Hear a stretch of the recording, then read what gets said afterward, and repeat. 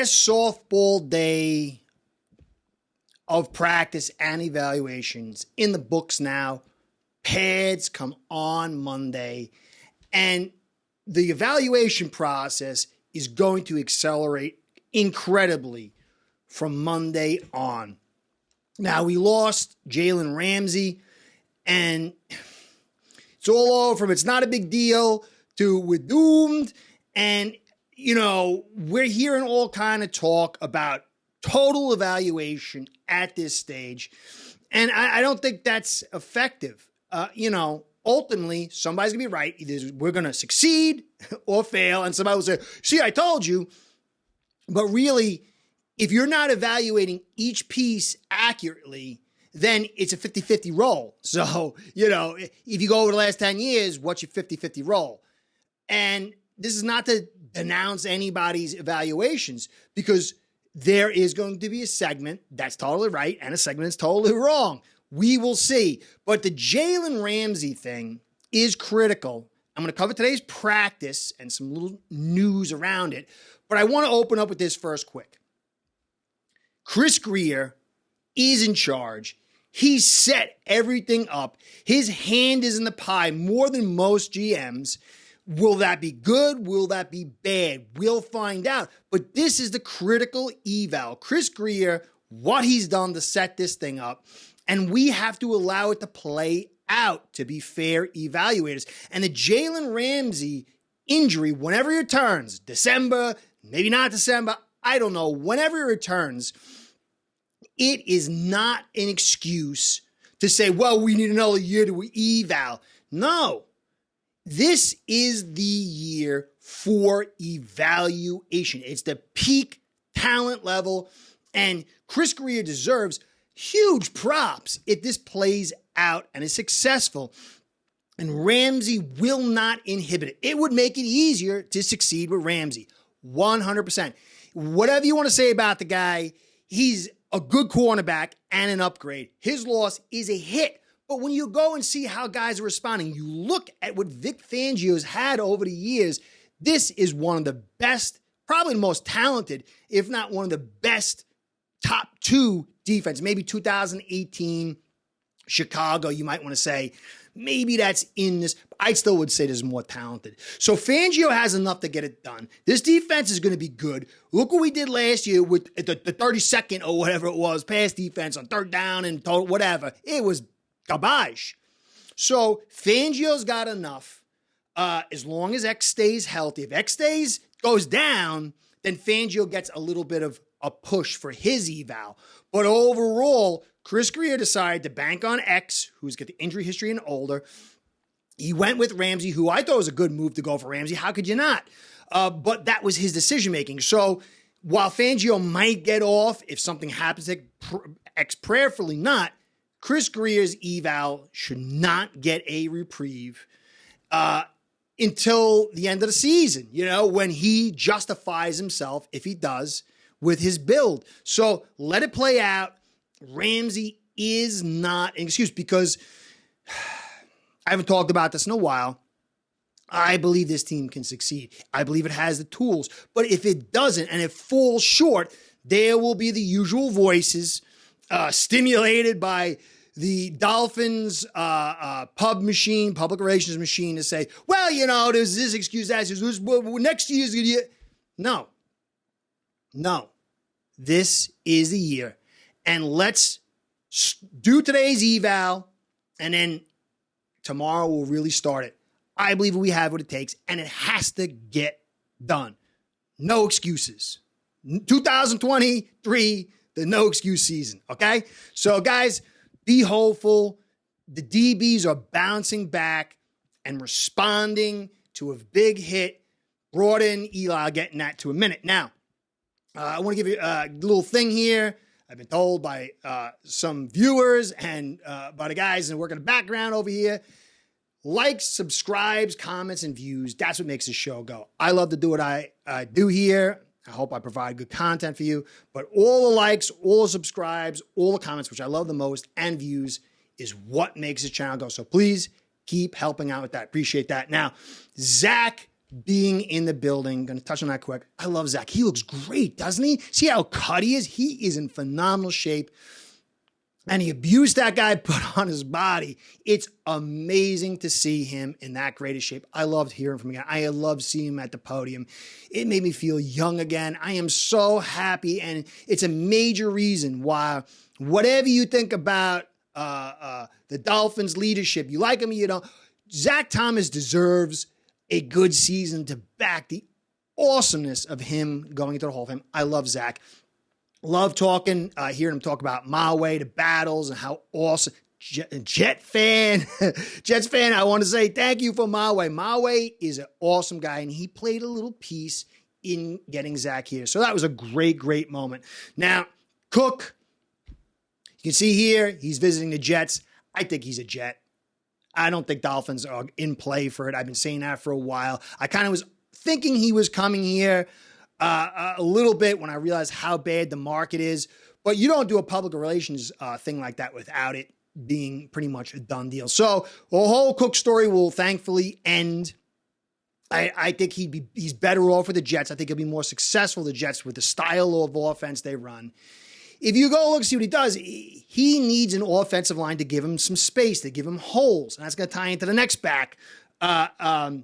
Taylor over in the Colts. He's now asking for trade, and I'm hearing talk, let's trade for him. Listen, our offensive line is good in pass protection when you add all the thing in there, when everybody's healthy. They're not really a good run blocking. They create tension and pop with the leverage that Hill and Waddle and now the Chosen create. And so the consistency's not there, but you get these big pop runs. And so A-Chain really plays a better role for us than Cook, he's not really the guy that you want for this particular scheme with this particular blockers up front. And the same thing for Taylor. Taylor gets a lot of his yards. He's a good back, talented back, but he gets a lot of his yards from the offensive line, creating yards before contact, and then he does the extra. So we can't afford Taylor. We're giving Cook maybe $5-6 million. Taylor's going to want 10. He's demanding. That's why he's trading. We cannot afford the pick loss, to lose the picks to get him, or the money to get him. So it's a dead issue. It's just a waste of time to even talk about it. So I won't ever talk about it again. Okay, so now you get the DBs. And Ramsey is gone. He'll be back at some point. Whenever he returns, it will uplift this defensive back group. But we're not playing man as much as we used to.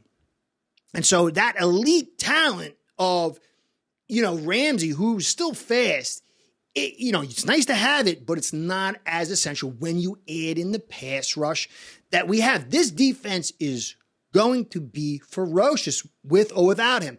It would be better with him, but you were seeing, we got Eli Apple, and, look, he ran a 4.40 in the combine. He's fast for guys like 6'1", 199, 200.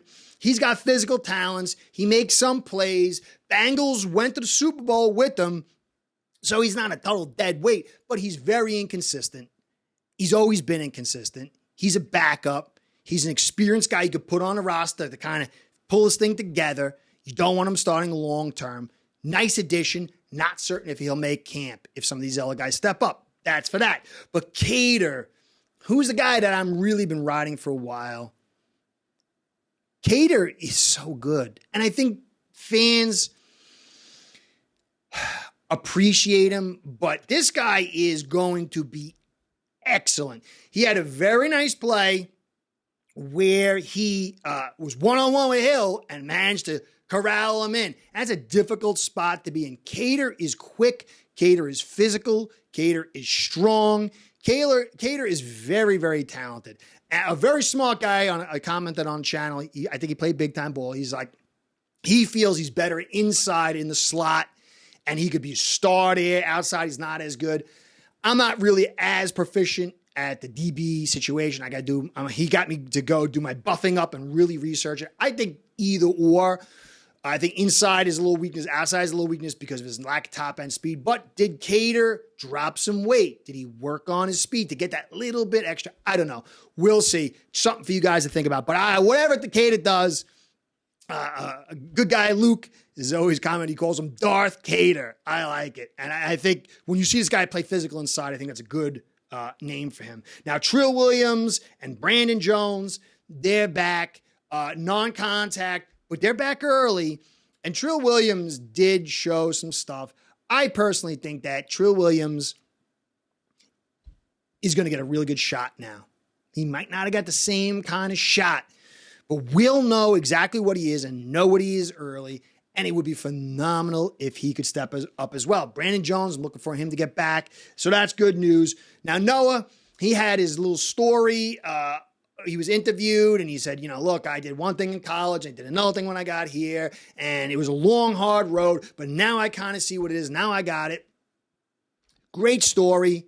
I think the zones, if you watch, I was one of the first guys to bring this up. But it's the double moves in man and the deep that really where Noah gets into trouble. Now, if it's a fly deep, he can do okay on that as long as it's a single move route. It's a problem is his start and stop in man with the double moves. But if you're playing a lot of zone and not all man, there is a huge relief for the weakness in his skill set. So I do believe this. I think this kid's a good kid. I think this kid comes from great lineage, great family. And he's been backed for all these years. This is his time. And I think there could be a chance. When you go watch this guy, it's the strong weakness in man. I'm going to be watching that. I'm going to be watching what kind, but it's mostly zone. So there is a chance. Let's see if it plays out. It'd be great if it does. Now, X. X really had a awesome play here. Now, if you go one-on-one drills, like, you line up and the quarterback's over there, there's nobody in front of him, there's another defender in front of him. This totally suits the receiver. If you ever had to cover any guy in one-on-one, he's at the whole field. The quarterback's looking just at him. There's nothing to slow, pass rush or anything like that. So when you see these one-on-ones, the receiver has a strong edge. And so when the defender, more than the offensive guy, makes a good play, you ring that bell and go, good job, good job. And you can see right here, David Furonis, I got to learn my name pronounced sucks. Xavier Howard won one-on-one against Jalen Hill with a PBU. So that's not easy, Jalen.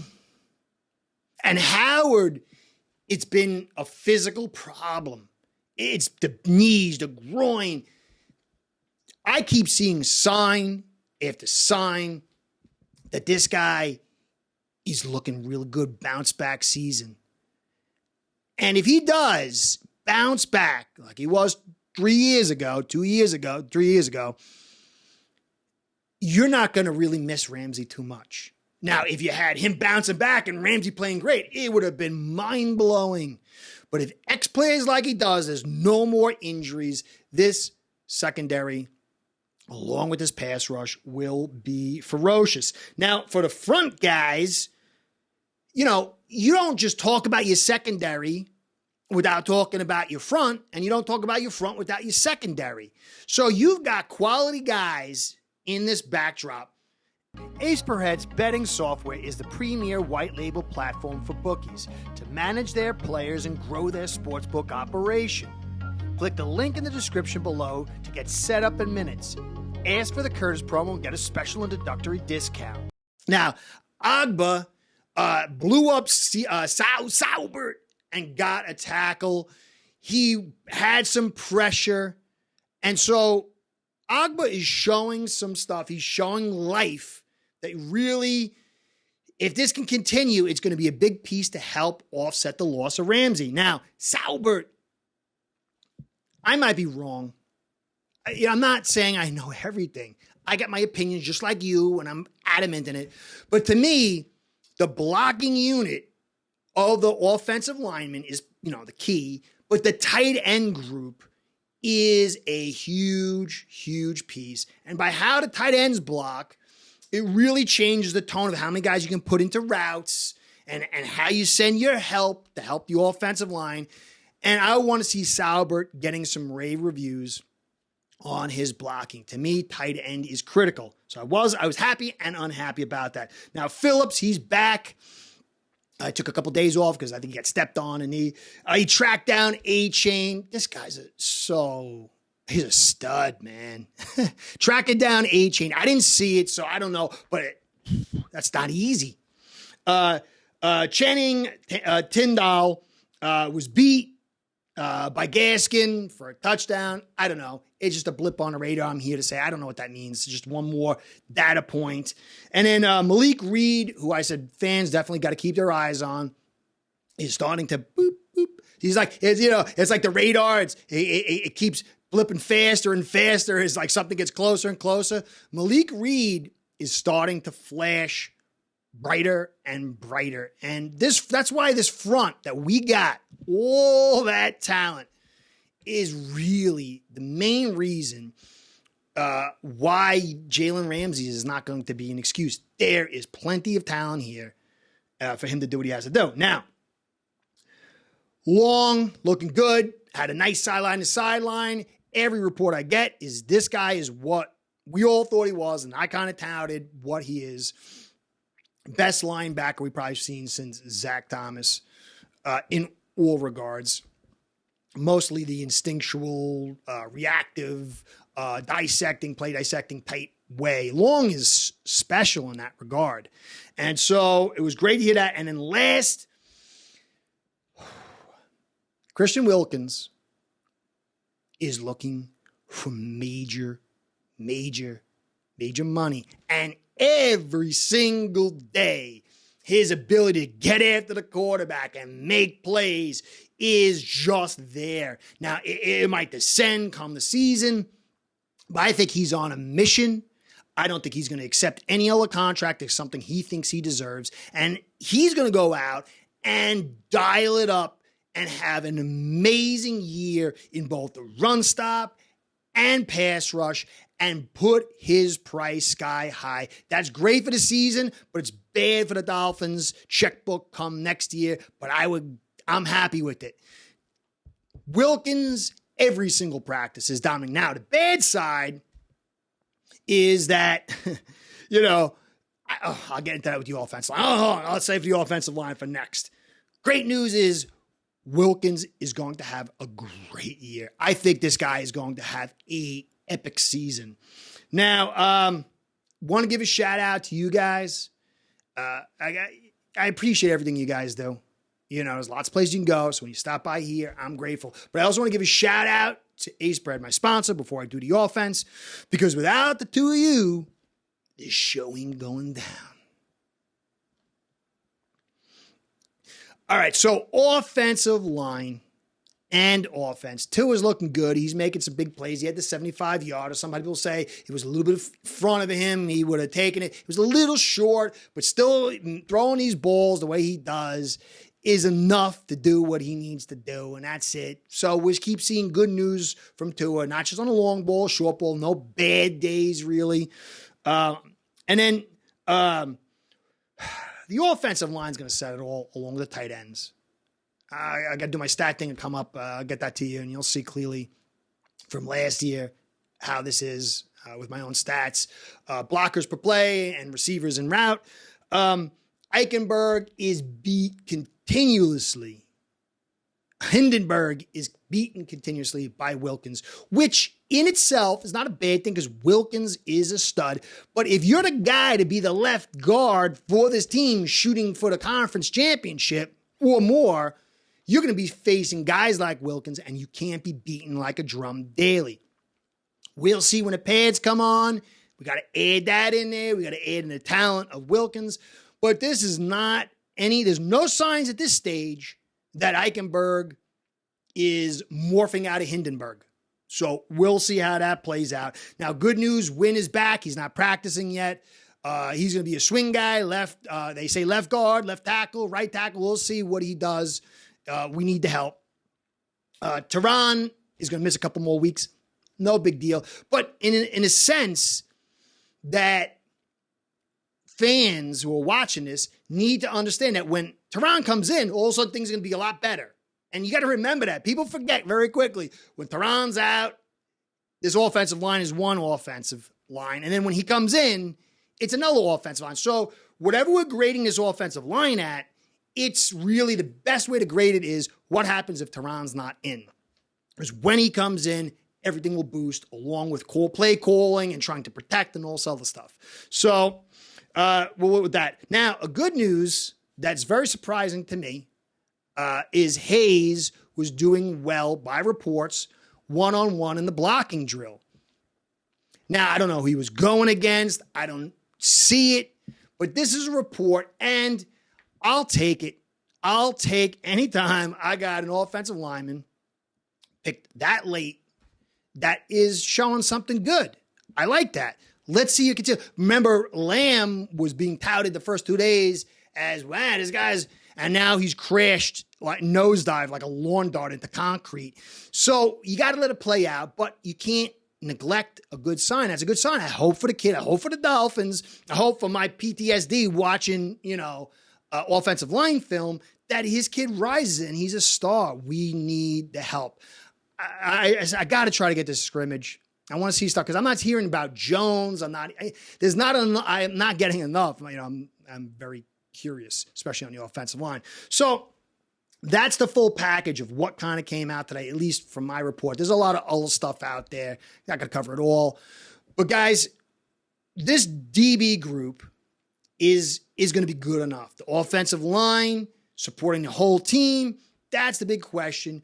But nothing's written in stone. But come tomorrow, when the pads get on, it'll take a couple of days when the pads get on because they're going to light bang, to get the bodies used to it. It's not going to be like bang tomorrow, but it's going to happen. And then, risk of injuries rise and you'll see who is who as things go quicker and quicker. Let's see how it plays out. This is a very interesting season. Let's eval fairly and not get caught up in what we're told to think, but let's think for ourselves. So at the end of the season, as a fan base, we can support the truth for our team and hopefully guide it in the right direction. This is Kurt saying thanks for stopping by. I appreciate all you guys do. You guys are the best. See you next time. Be well. Go Fins. Start building your own online sportsbook today by getting signed up with aceperhead.com service that'll allow you to book action on sports from all around the world.